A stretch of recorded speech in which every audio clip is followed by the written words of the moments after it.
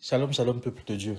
Je vais tout de suite confier ce moment au Seigneur. Merci Jésus de prendre ce temps dans le creux de tes mains. Merci de permettre que ton règne puisse s'établir dans cette atmosphère-là pendant ce temps d'exhortation, que une vie soit touchée, que quelqu'un soit impacté au nom puissant de Jésus de Nazareth. Seigneur, je prie que tu m'effaces et que tu prennes toute la place au nom de Jésus.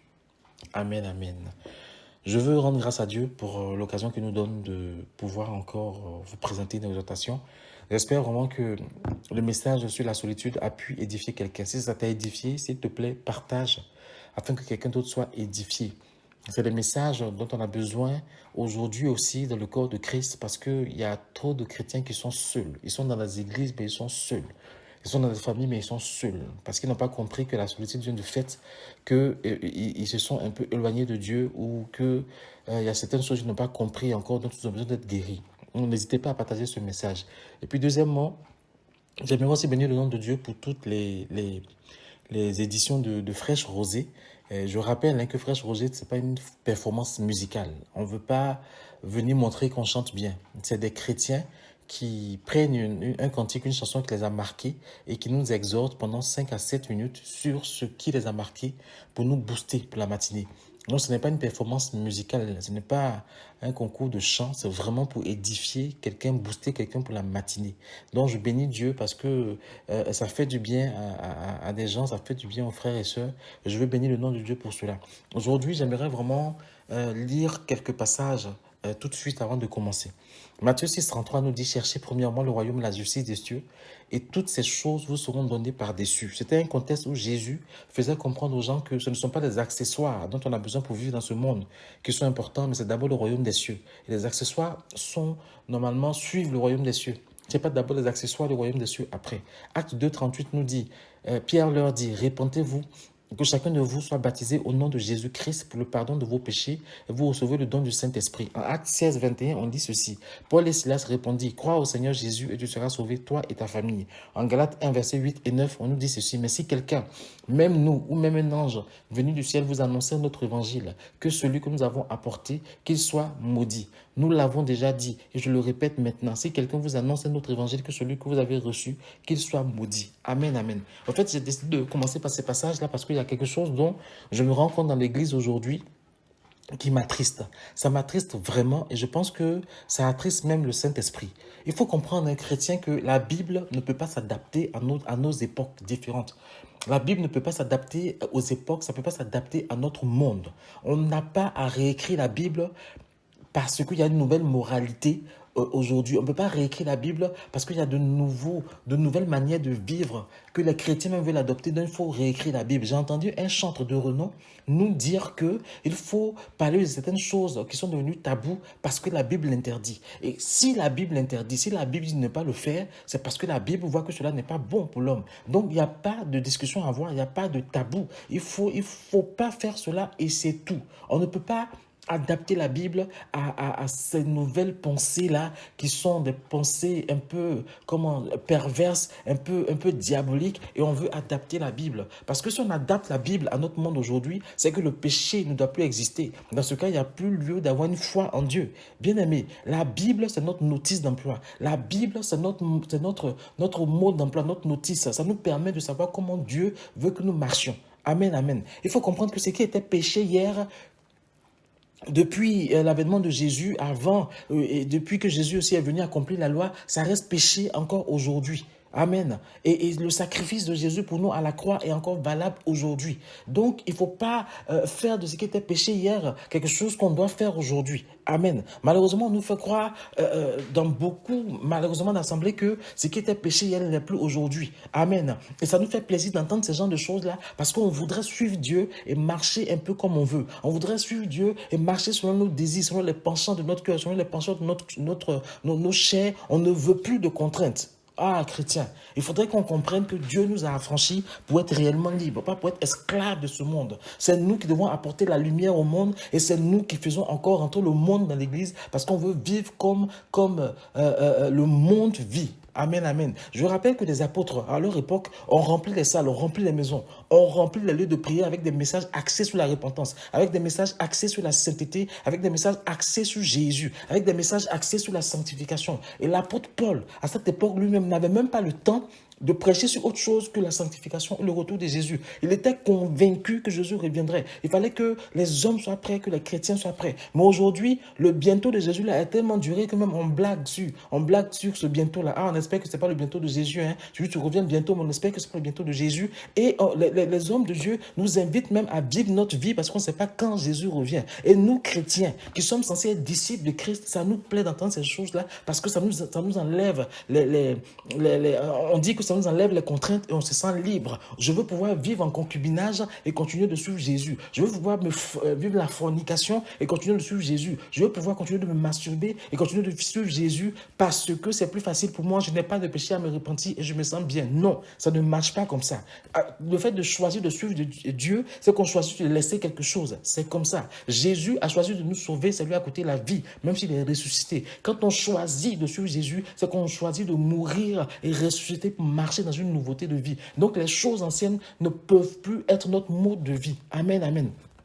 Il faut comprendre qu'à cette époque-là, les apôtres avaient pour souci le salut des âmes, le maintien des âmes dans la foi. Leur souci n'était pas la visibilité ou le nombre de personnes qui y auraient dans la salle, mais bien que quelqu'un soit touché par l'évangile. Et ils ont gagné des vies. Les personnes voulaient changer de vie. La Bible dit qu'à Corinthe, les gens ont sorti leur livre de magie, les ont brûlés. Aujourd'hui, on peut suivre Jésus et puis lire des livres de magie. On peut suivre Jésus et puis lire des livres bizarres là, parce qu'on dit on veut se documenter. Chrétiens, faisons attention. Pourquoi aujourd'hui les messages sur la sanctification, les messages que les apôtres ont prêchés, ça fait fuir aujourd'hui les chrétiens. On n'est plus disciples de Jésus, mais on est devenu disciples d'hommes de Dieu. Plus il fait des miracles et mieux c'est. Plus il donne des révélations et mieux c'est. Plus il nous dit qu'il faut se développer personnellement, il faut faire ceci et mieux c'est. Et on veut le suivre au lieu de savoir ce que Dieu veut. Revenons au message de Jésus. Les chrétiens n'ont plus cette relation profonde avec Dieu, mais ils cherchent juste les bénédictions qui en découlent. On a un peu de mal à comprendre que ces bénédictions sont conditionnées par la recherche du royaume des cieux. On a un peu de mal à comprendre que ces bénédictions-là viennent quand on s'attache à Dieu. Mais on veut d'abord les bénédictions.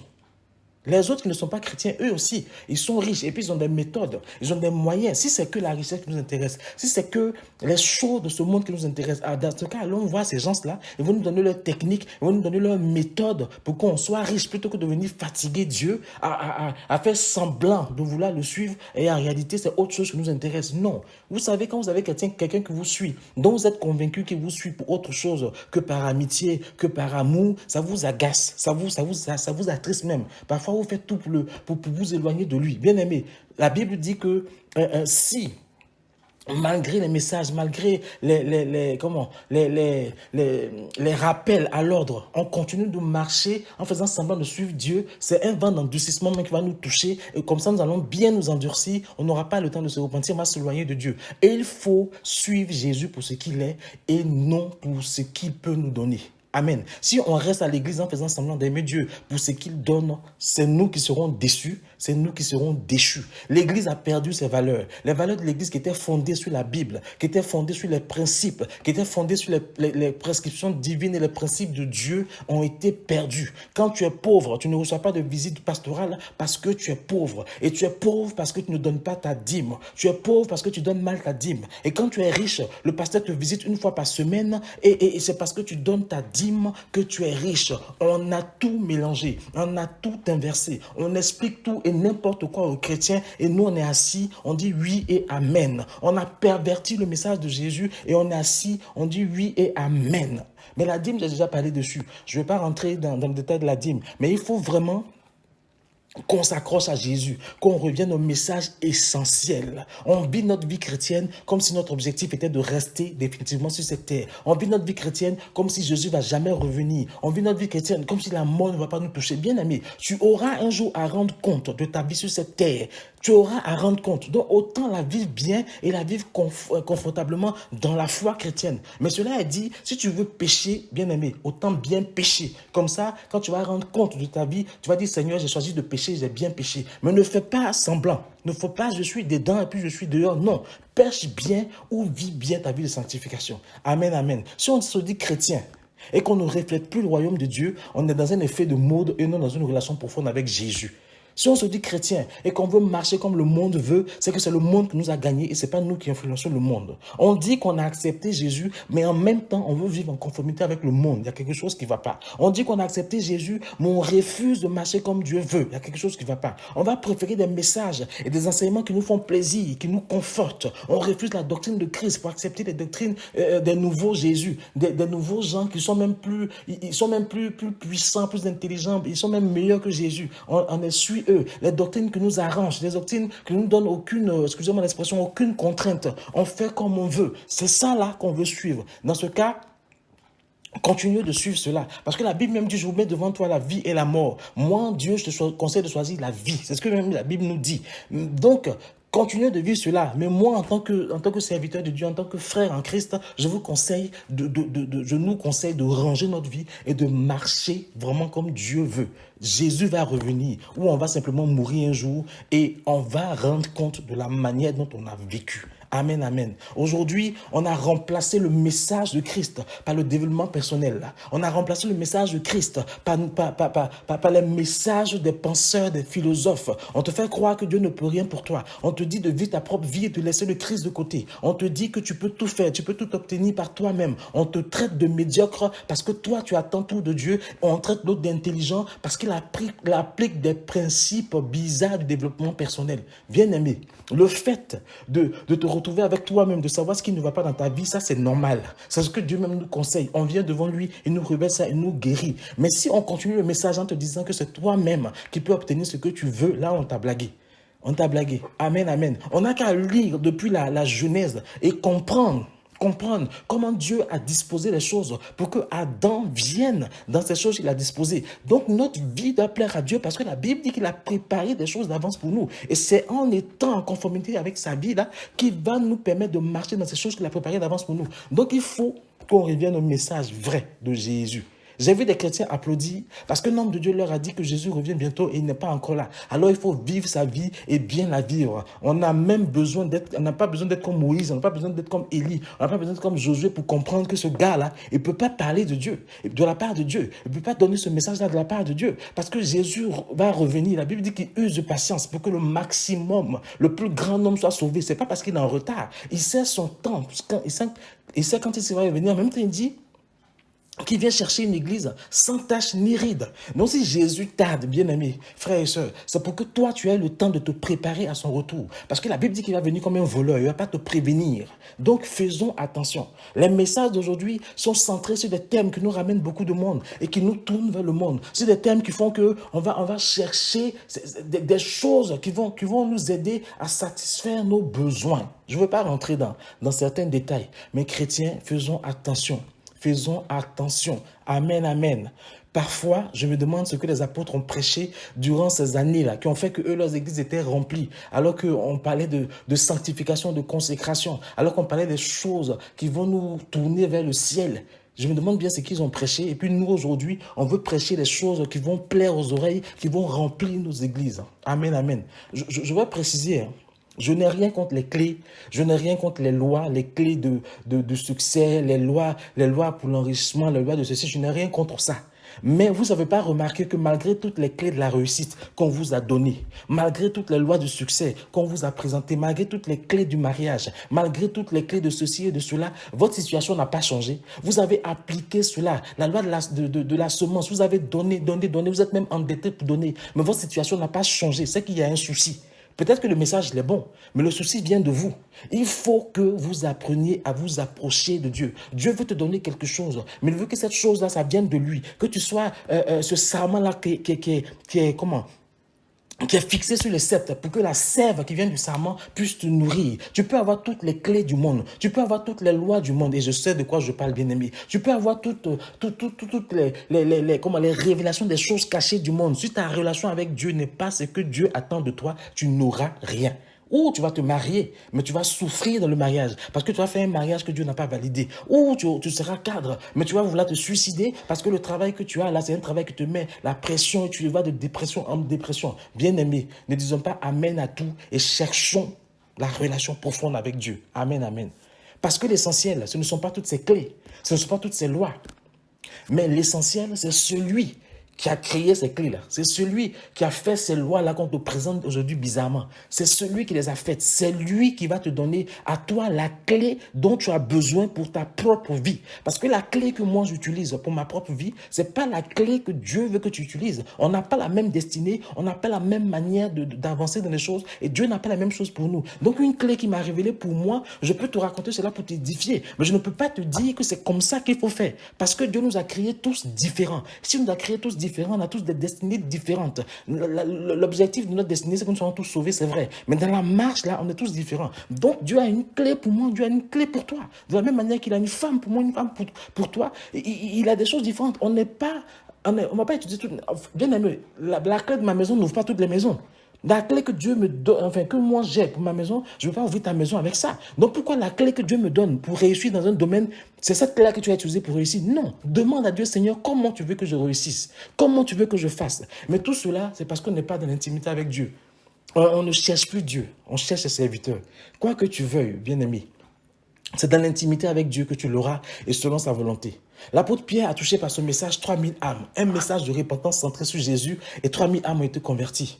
Les gens qui étaient là n'étaient pas tous riches, c'était certainement dans le besoin, c'était peut-être pauvres. Pourtant, c'est le message de Jésus, de la repentance, du salut qui les a touchés et non le message sur les clés du succès, de la réussite. Amen. Aujourd'hui, nos églises se remplissent à cause de ce qu'on peut venir et y faire ce qu'on veut. Il n'y a plus de contraintes. Le message prêché doit s'adapter à nous et si on fait beaucoup d'offrandes, Dieu va nous bénir. C'est ce qu'on veut nous dire. Je vais te dire quelque chose qui va te choquer. Dieu n'a que faire de tes offrandes. Si tu viens que pour donner des offrandes espérant béni, il n'a que faire de tes offrandes. Dieu voudrait que quand tu viens lui faire des offrandes, ce soit en action de grâce pour ce qu'il a fait pour toi. Et non des offrandes parce que tu veux qu'il te bénisse. La grâce de Dieu, ça s'appelle grâce. Ça ne s'achète pas. Ça se donne. Ça ne se mérite pas. C'est Dieu qui nous fait grâce. Amen. Donc si tu penses que c'est par tes offrandes que tu vas toucher le cœur de Dieu pour qu'il te donne ce qu'il n'a pas prévu pour toi, tu n'as rien compris. Si quelqu'un te dit ça, dis-lui qu'il n'a pas bien lu sa Bible. Chrétien, faisons attention. Nous sommes tous aujourd'hui un peuple acquis, une nation sainte, un sacerdoce royal, un peuple de sacrificateurs. Chacun a accès au trône de Dieu. Quand on t'annonce un message, quand on te prêche quelque chose, vérifie, et je le dis comme les Béréens, pour voir si ce qui t'est annoncé, c'est en conformité avec la Bible, sinon tu vas te perdre. Alléluia. Alléluia. On ne voit plus de différence entre les enfants de Dieu et les non-enfants de Dieu, parce qu'on fait les mêmes choses. Parce qu'on fait les mêmes choses. Vous savez, quand j'étais à Marseille, on avait une jeunesse là qu'on appelait le groupe d'étudiants. Le groupe d'étudiants, c'est ceux qui n'avaient pas le temps d'être là samedi pour la jeunesse. Et on a fait une sortie sur une île qu'on appelait l'île de Porquerolles. Et nos responsables ont invité un collègue qui n'était pas chrétien. Il a passé toute la journée avec nous et puis il y a quelque chose qui l'a marqué. Il a dit à nos responsables qui l'ont invité là que c'est la première fois que je passe une journée avec la jeunesse, une jeunesse, il n'y a pas de cigarettes, il n'y a pas de gros mots, il n'y a pas des choses voilà, que le monde, les jeunesses font habituellement. J'ai pas eu ça et ça m'a édifié, ça m'a marqué. Et il s'est dit que si les jeunes peuvent faire ça, c'est que lui aussi, il peut faire ça. Et c'est ça qui était en train de confirmer sa décision de suivre Jésus. C'est le témoignage. Mais aujourd'hui, quel est ton témoignage? Quel est ton témoignage? Est-ce que si quelqu'un qui n'est pas enfant de Dieu te voit, il va trouver que tu es différent de lui? Ah, bien aimé, revenons à la source, revenons à Jésus. Ce qui est encore plus embêtant, c'est que même des chantres sont dans un système qui ressemble plus à la manière des chanteurs de ce monde. Au fait, tu prends les chantres, l'organisation des chantres, surtout en Afrique, c'est juste un monde parallèle à celui des chanteurs de ce monde. C'est la même chose. C'est la recherche de la notoriété, c'est la recherche de la visibilité, c'est la recherche d'argent. On appelle le peuple de Dieu des adorateurs, des fans. Les chantres même, qui n'osent même plus prononcer le nom de Jésus dans leur chant. Mais on va où? Est-ce que tu es chantre? Est-ce que tu es juste artiste chrétien? Est-ce que tu es louangeur? Est-ce que tu es animateur chrétien? Définis-toi. Parce que le chantre qui est loin de Dieu, il vient parler de Dieu. Il vient présenter Jésus. Il présente d'abord Jésus. C'est pas autre chose, c'est d'abord Jésus. Parce qu'il a un dépôt, parce qu'il a un mandat, parce qu'il a une onction sur sa vie pour toucher quelqu'un. Mais ton chanteuse, excuse-moi, ça vient d'où? Et puis tu peux plus parler de Jésus. Alléluia. N'écoutons pas n'importe qui aux chrétiens. N'écoutons pas n'importe qui. Prions avant d'écouter ce que nous écoutions. Il y a des chrétiens qui, je vais vous choquer peut-être, qui ont écouté un chantre. Et depuis qu'ils ont écouté ce chantre-là, parce qu'ils écoutent, ils dorment avec lui, et ils ont eu un assoupissement bizarre. Un assoupissement bizarre. Quand ils vont voir les serviteurs de Dieu, les serviteurs de Dieu demandent, qu'est-ce qui se passe? Qu'est-ce qui s'est passé dans ta vie pour que tu n'aies plus envie de prier, et puis ça dure, ça dure, ça dure. Il dit, depuis un certain temps, j'écoute tel chantre. Et puis l'homme de Dieu a eu cette révélation pour lui dire, mais Et ne l'écoute pas. Pendant un temps, n'écoute plus ce chant-là. Écoute d'autres chants que tu as l'habitude d'écouter. Bien aimé, il n'a plus écouté ce chant-là. Il a retrouvé une vie de prière. L'assoupissement est parti. Voilà. Faisons attention aux soi-disant chants que nous écoutons. Faisons attention. Et le témoignage que je raconte là, c'est un témoignage parmi tant d'autres témoignages. Il y a les chants, quand tu les mets, quand tu les écoutes, ça te fait du bien. Même ton enfant qui a peur de dormir, il dort bien parce que c'est un chant. Il transmet quelque chose que Dieu lui a donné. Et puis, il y en a là qui sont venus faire n'importe quoi. Ils mettent le nom de Jésus pour gagner de l'argent. Il faut faire attention. Les marabouts ont dit que les chrétiens sont trop bêtes. On va dire qu'on est pasteur, on fait des miracles, ils vont nous suivre. D'autres chanteurs chrétiens du monde aussi ont dit que les chrétiens sont trop bêtes. On va mettre Jésus dans nos chansons, on va faire un truc là qui fait danser et puis ils vont nous suivre. Et c'est ce qui se passe. Montre à ces chants-là, montre à ces marabouts pasteurs que tu es un enfant de Dieu, que tu as l'intelligence. Amen, amen. Faisons attention. Faisons attention. Voilà, il faut comprendre, en résumé, frères et sœurs, que la Bible ne s'adapte pas à notre époque. La Bible ne s'adapte pas au monde. C'est à nous d'influencer le monde et non le contraire. Que Dieu nous aide, que Dieu nous donne le discernement et que nous soyons des chrétiens qui sommes disciples de Jésus. Et non suivait d'un homme de Dieu, et non suivait d'une célébrité évangélique. Non, soyons disciples de Jésus. Reconnectons-nous avec Jésus. Cherche le Père, cherche le Fils, cherche le Saint-Esprit. Laisse-le te parler, laisse-le se révéler à toi. C'est alors que tu comprendras comment marcher dans ce monde-là. Que le nom de Jésus soit béni. Si ce message-là vous a plu, n'hésitez pas à aimer, n'hésitez pas à partager. Si vous avez des sujets de prière, n'hésitez pas à nous les transmettre. Vraiment que le nom de Jésus soit béni. Et souvenons-nous toujours que Dieu, c'est notre Papa. Alléluia. Soyez bénis. Amen, amen.